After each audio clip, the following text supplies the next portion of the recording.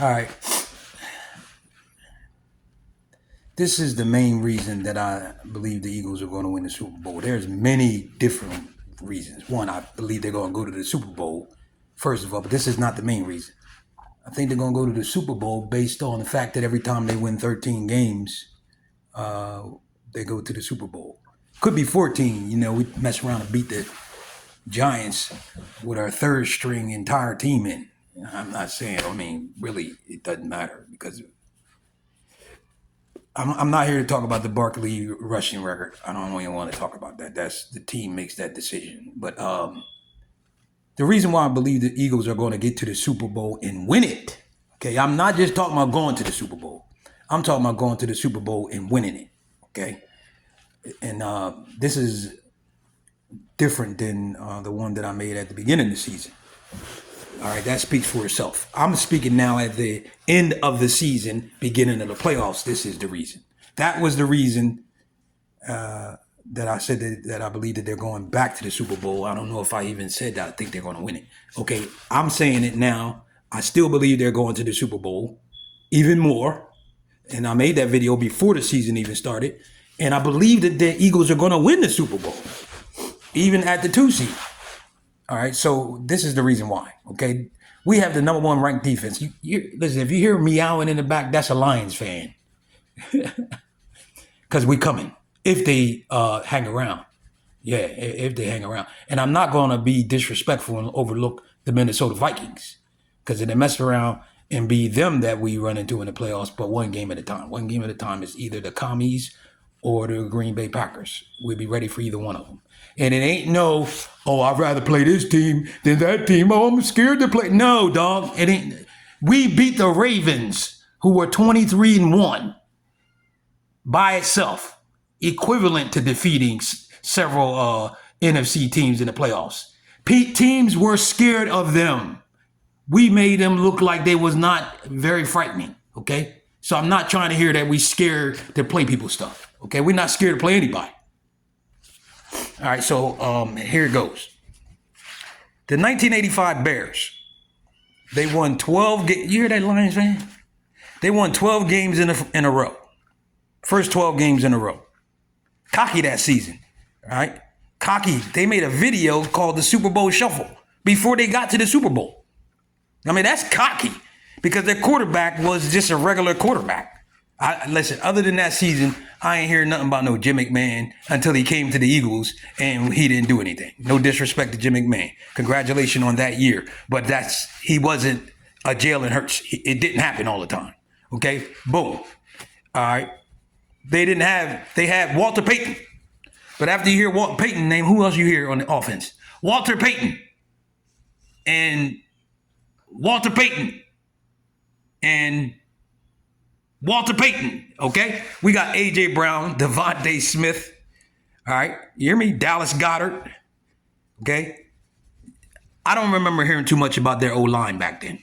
From what I knew is Walter Payton, and he could dance all around the field and, listen to that Lions fan. Anyway, he could dance all over the field. I don't remember nothing talked about no O-lines. I do remember hearing about the Hogs back then. So O-lines were talked about. I didn't hear nobody talking about the 1985 Bears O-line. Our O-line is better than the 1985 Bears O-line. Okay, now here's where it gets tricky. Their defense, oh my goodness. Buddy Ryan brought in a new defensive system. Okay, the year before they got beat in the playoffs, I think by the 49ers. Bad, yeah. With the same team, okay? The same defensive players. Enters Buddy Ryan with the 46 defense. And all of a sudden, they got one of the best, if not the best defense in NFL history. Now, you see where I'm going now. Enter Vic Fangio. We came from 32nd last year. Last in every category to first in every category since the bye and second. Because, the first 4 games, the preseason. I don't care what y'all say. That's what it is. Back in it, they used to play the players at least a couple quarters. The players don't, the stars don't play at all now. So that was the preseason. I'm not trying to hear it. Okay, boom. We ran off 10 in a row. 10 in a row. Broke the season franchise record. 10 wins in a row. That means that all the other teams that won 9 in a row got to the 10th game, no matter where they play it, and they had nothing left. Now, we lost the one after that, which shows you how difficult it is to sustain. Listen to that Lions fan, yo. To sustain a winning streak like that, because eventually it's going to end. And it's pretty difficult to actually pull off. But anyway, they ran into Dan Marino that year, and Dan Marino, and there's something about that game. It was just meant for them to lose. I mean, the ball, Dan Marino threw a pass. It bounced off Chicago Bulls defender's helmet and flew 20 yards downfield into a Miami Dolphins receiver's hand. Now, what is the chances of that? That's God. I don't say football gods. You call it what you want.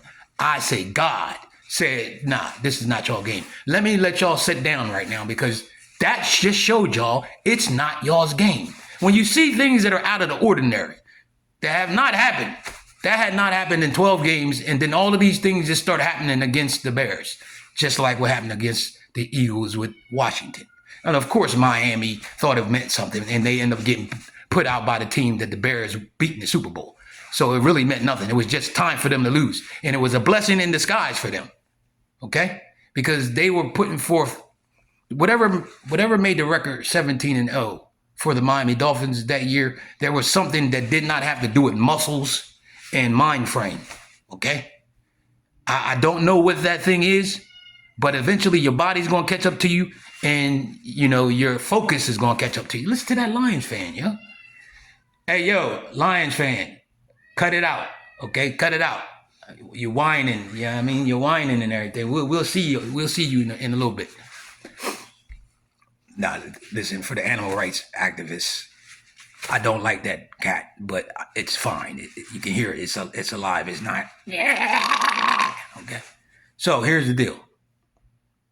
No, I'm not liking cats right now, and it's ironic that the cat's getting on my nerves, because we most likely are going to run into a cat in the playoffs, and it's going to sound just like that when we get to it. A big roar all season long. But when we get to it, this is what it sounds like. Go ahead. You hear it? Anyway, the Miami Dolphins beat that Bears team 38-24. That was a team that was holding teams to 3 points for like 10 games straight. Nobody was scoring nothing on them. And then Miami dropped a 38 burger on them. And only could produce 24 points because the Bears' offense was not like that back then, yo. Their offense was not like ours. Yeah, they scored 45 points in the Super Bowl, but what was that based off of? Their defense. All right, so what I'm saying is, I'm not saying our defense is as good as that those players. Okay, what I am saying is Fangio is bringing in a scheme, okay, that's better than the 46 defense, because this is multifaceted stuff here. On top of the fact we was 10-1 last year, okay,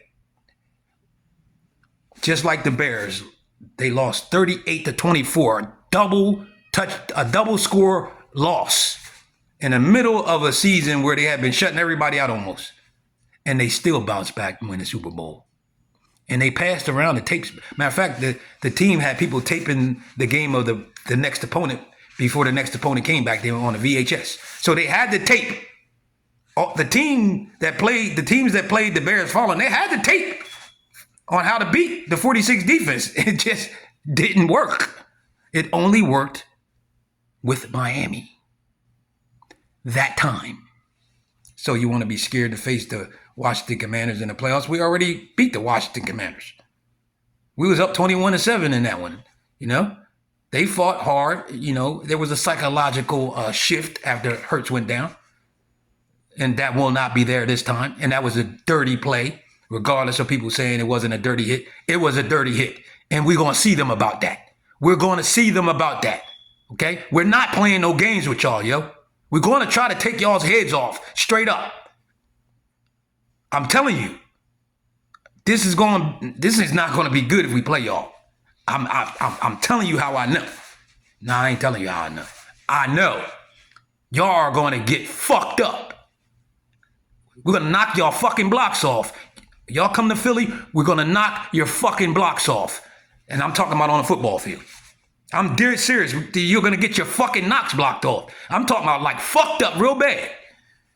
For that, anyway, the bottom line is, excuse my language, that's how I feel. And I'm not no content creator, okay? And I'm not a content curator like LB is. That's the dude that I really go to he be kicking that raw stuff. But I don't really do this. I'm doing this right now, and I probably won't do it again until we win the Super Bowl. But just before the NFC Championship game or whatever. But I really believe the Eagles are going to win the Super Bowl because of these reasons. On top of the reasons that I said before the season started. That 36-33 loss to Washington means as much as the 1985's Bears 38-24 loss to the Miami Dolphins. It means nothing.